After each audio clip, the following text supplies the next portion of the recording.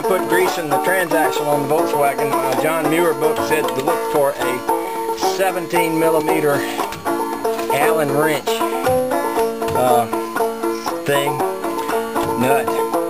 And I found one in there. You see it up in there? I don't have a 17mm Allen wrench. That's huge. But what I do have is have this little star-shaped bolt with a 17mm nut that fits on it. In fact, I had two nuts, so I put the two nuts together, tighten them against each other so they won't turn. And then I came up with one of these little star drive doohickeys hooked up to a extension, hooked out to a regular ratchet wrench. If this works, I'm going to pop that nut out of there, and then I'm going to fill that transmission up with, it says use 90 weight oil. I got a half a gallon of 80-90 weight. Should be close enough.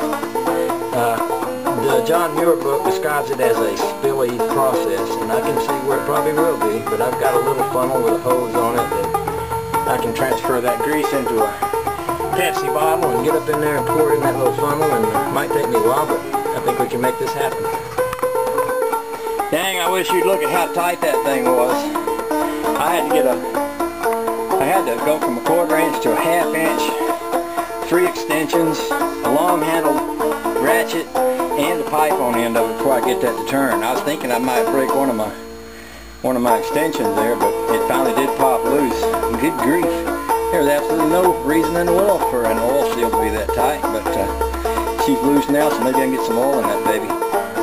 Okay, I got her back in there. I started out using this little thing, and I was thinking it's going to take forever, so I unscrewed this piece here off my big funnel. I didn't use that old can to pour the grease in there, and I probably got 2 cans about this full, so I'm guessing that's probably a pint, maybe a pint and a half in there. So it really wasn't as low as I was thinking. I was expecting it to take half a gallon or so if it was real dry, so that makes me feel good about it. I'm glad it hadn't been run real dry.